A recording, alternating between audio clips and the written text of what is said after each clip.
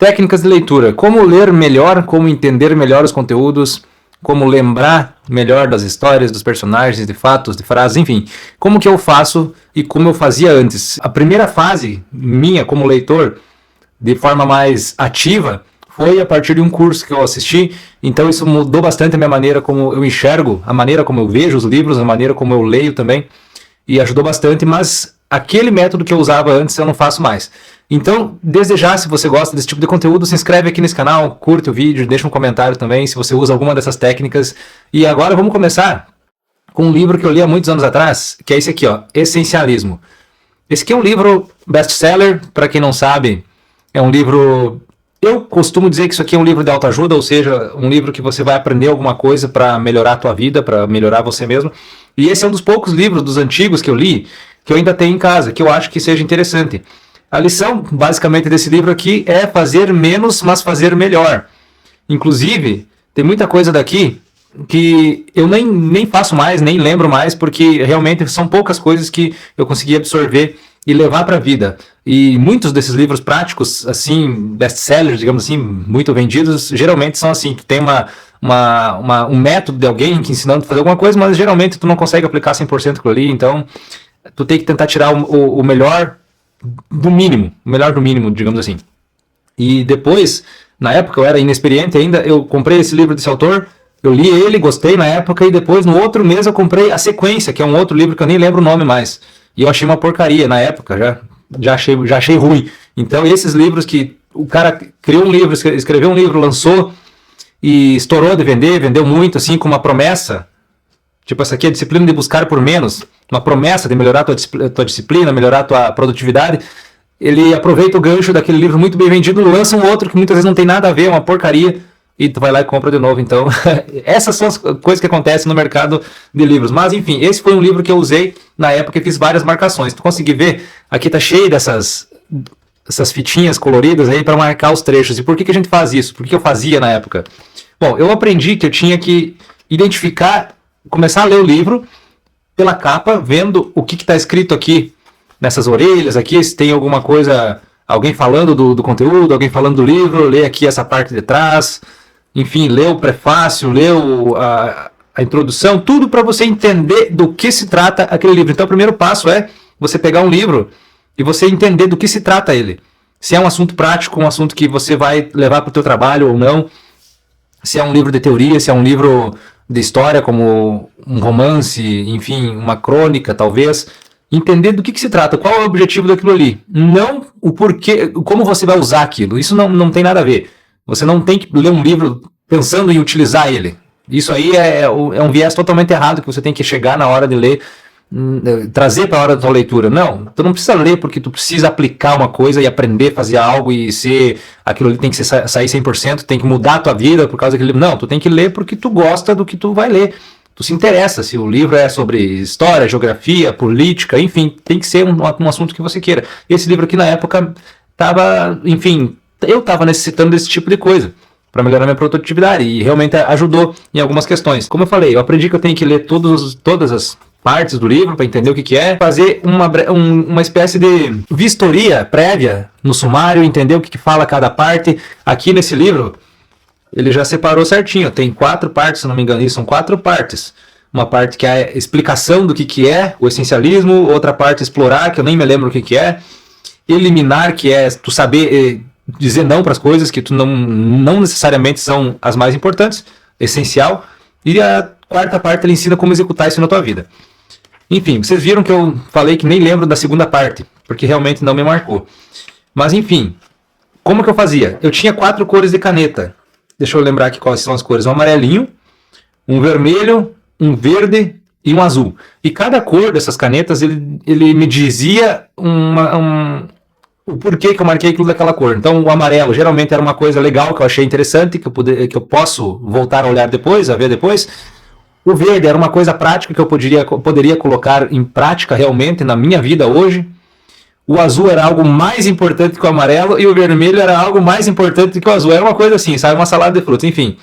Eu, na época, fazia dessa forma e, de alguma forma ou outra, isso me ajudou a criar o hábito da leitura como eu tenho hoje. Mas hoje eu vejo que não tem fundamento para mim, tá? Para você que vai começar agora, talvez tenha um fundamento, alguma coisa boa nisso aí.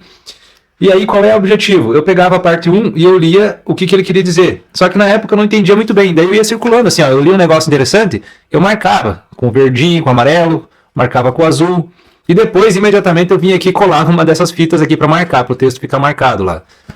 Então, vejam como eu marquei o livro inteiro praticamente. Imagina quanto círculo, quanta sublinhação tem aqui, enfim. Esse não é o jeito certo. Tá? Eu descobri depois que não é o jeito mais produtivo, mais correto de tu encarar um livro. Por mais que tenha vindo lições aqui desse livro que foram interessantes para mim, eu acho que o principal é você marcar coisas, não para você decorar aquilo, não para você fazer aquilo que ele está falando, e sim ter o livro como uma conversa com o autor. Então tu pega um livro, e em vez de você simplesmente escrever, rabiscar e dizer assim, eu vou fazer isso, vou fazer aquilo que eu marquei, e aquilo lá é importante, tu tem que colocar não sei o quê. Não, pensa que você está ali conversando com o autor.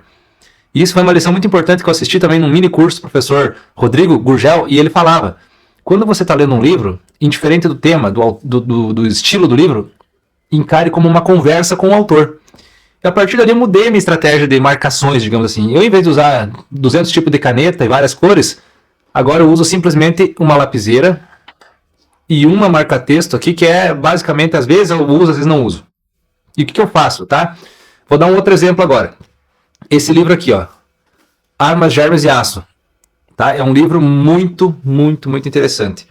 Sobre história, sobre política, história da humanidade, enfim.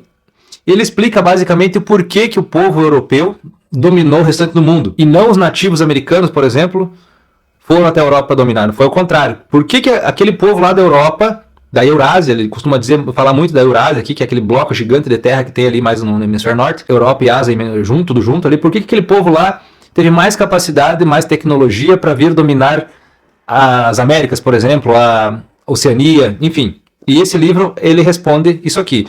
E aqui também você consegue perceber que tem várias marcações, ó, várias fitinhas daquelas lá marcando.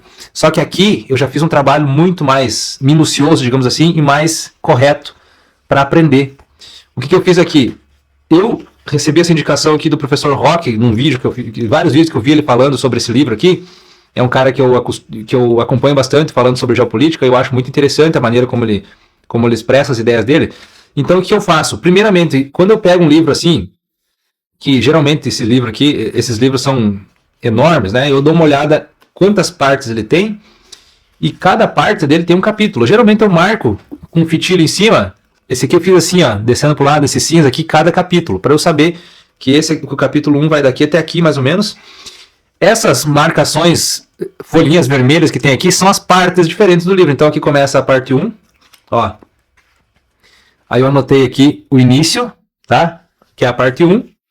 Marquei a parte 2. E o que significa cada parte 2. Isso é mais importante, porque não adianta só tu largar uma fita ali, uma coisa ali, e tu não saber o que tu tá fazendo, por que tu tá marcando. Então eu sei que a parte 2, ele vai falar sobre produção de alimentos. Olha aqui, eu já escrevi aqui na marcação, produção de alimentos.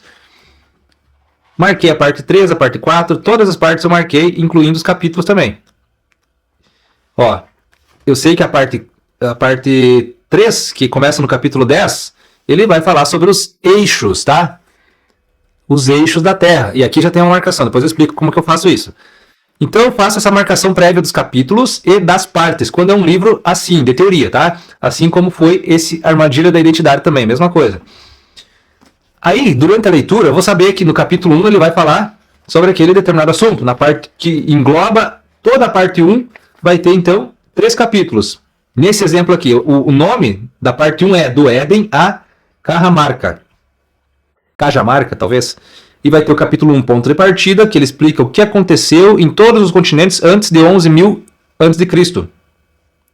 Capítulo 2, uma experiência natural da história, como a geografia moldou sociedades nas ilhas polinésias. Então eu sei que esse capítulo 2 vai falar isso, e eu sei onde é que está o capítulo 2 ali, entendeu? Essa é a primeira marcação que eu faço. Depois, ao longo da leitura, eu vou lendo o texto, vou entrando aqui em conversa com o autor, e a princípio eu vou só escutando ele falar comigo.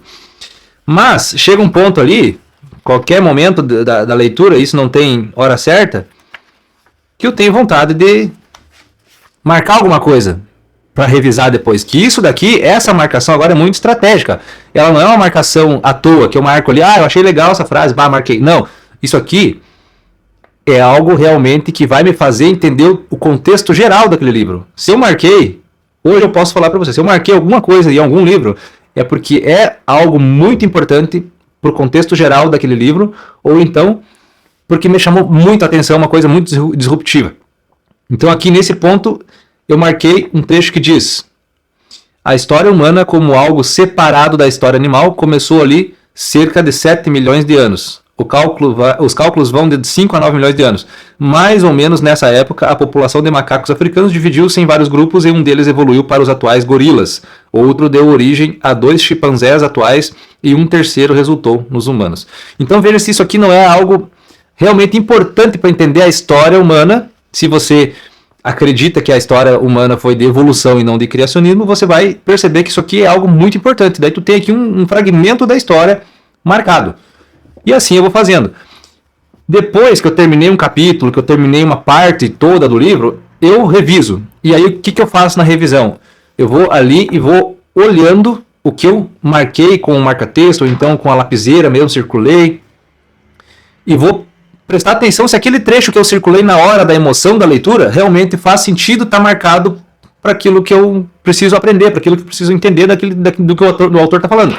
Se sim, se ele realmente valeu a pena a marcação, o que eu faço? Eu vou lá, aí sim, eu vou lá e colo uma fitinha na página. Por quê? Porque essa fitinha vai me dizer, aqui onde eu estou colada tem algo importante para o contexto geral que você entendeu que é importante. Então volta aqui depois para olhar.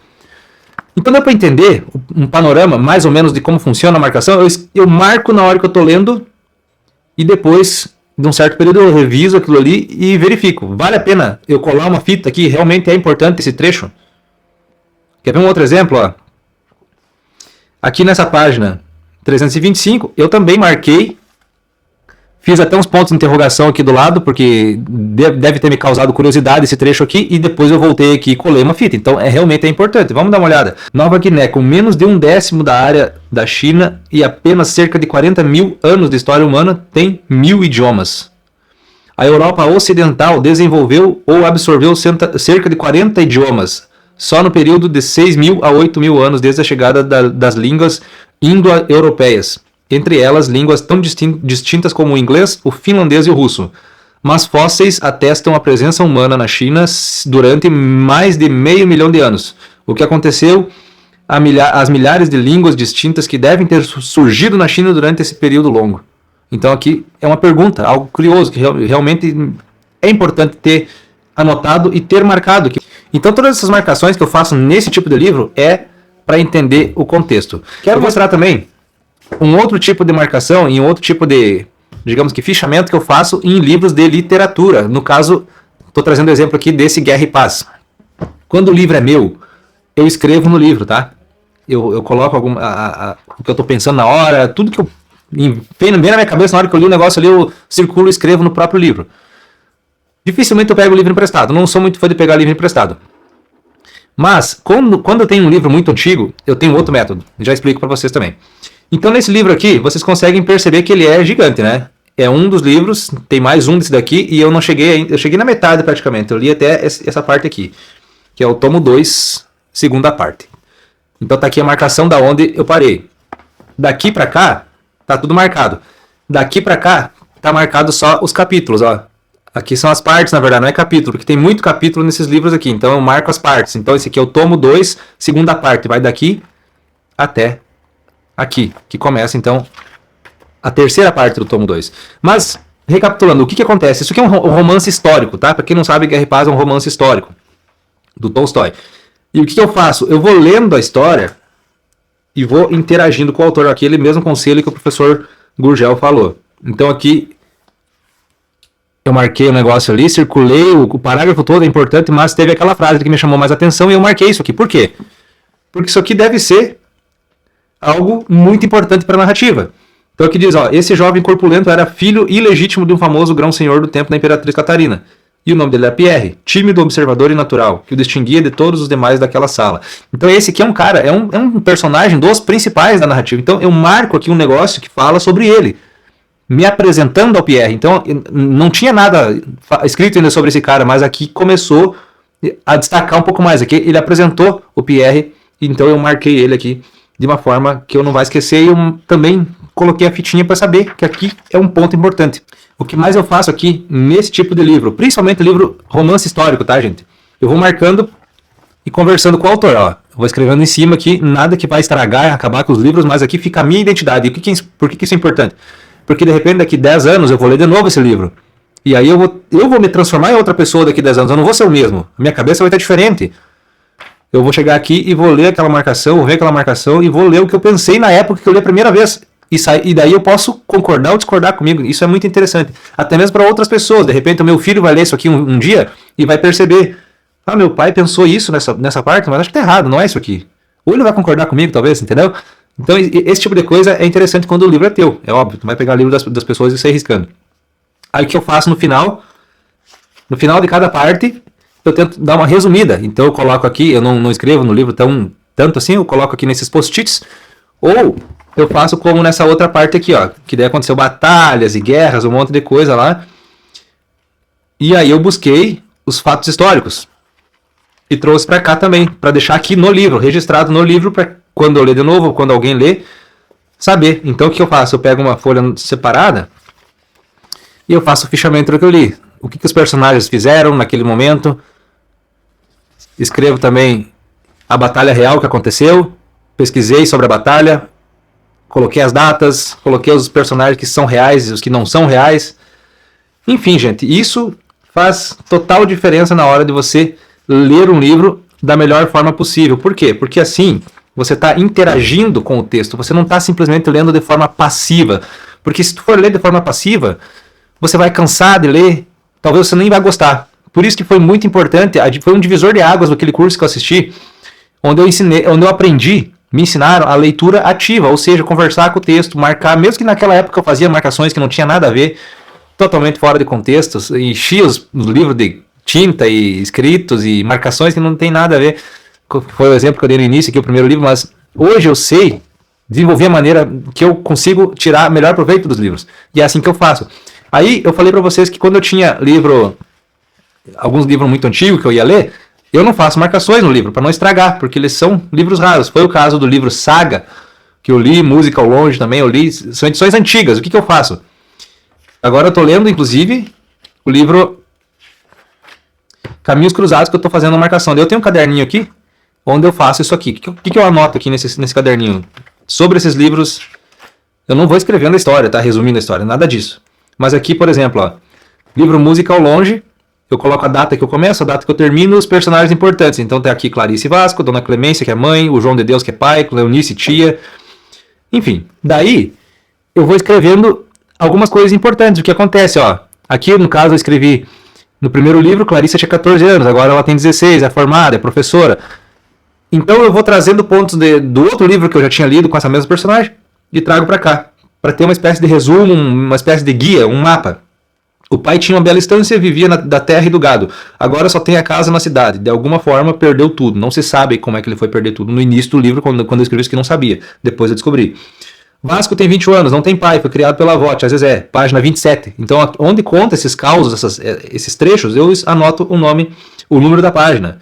Oliveira Albuquerque, avô de Clarissa. Daí eu fiz uma árvore genealógica ali, porque contou na página 30 quem são os tios dela. E os avós, e o avô também. Cristóvão, já não foi assassinado, eu descobri depois que ele se matou. Então é assim que eu faço quando é um livro muito antigo. Daí eu vou escrevendo assim, de acordo com o meu pensamento, com aquele filtro, sabe? De que aquilo ali é importante ou não é importante. E aí, quando é uma frase muito, muito marcante, digamos assim, que eu achei muito marcante, eu copio ela por palavra e coloco o trecho. No caso aqui, ó, o livro Saga. Quem não leu ainda não vai saber, mas aqui ó, na página 212... tá escrito exatamente como eu escrevi aqui, porque eu achei interessante, achei marcante essa frase. Então dizia assim, ó: o pedreiro termina o seu trabalho, pôs entre o caixão do Dr. Seixas e o resto do mundo uma parede de tijolos. O tempo terminará o trabalho de isolamento, erguendo vagarosa e implacavelmente uma muralha muito maior de esquecimento. Uma reflexão sobre a morte. Então isso aqui me chamou bastante atenção, eu escrevi exatamente com as palavras do autor. Enfim, gente, essas são as minhas técnicas de leitura. Se você quiser tirar proveito desse vídeo aqui para aprender alguma coisa ou para copiar de repente, modelar ou moldar de uma forma diferente para você aí, desde que você nunca pare de ler, isso é muito válido. Deixa um comentário aqui se você usa alguma técnica de leitura, se tu faz alguma marcação, se tu consegue absorver os livros somente lendo também. Tem gente que faz isso, guarda tudo na cabeça, eu não consigo. Então eu recorro a esses métodos de marcações, de anotações, resumos, enfim. Esse foi o vídeo de hoje, espero que você tenha gostado.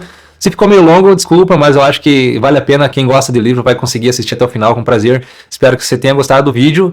Se gostou, curte aqui, comenta embaixo também, se inscreve no canal, que logo tem mais vídeo também para você que gosta de livro, literatura e aprender com os livros, assim como eu. Forte abraço e até o próximo vídeo.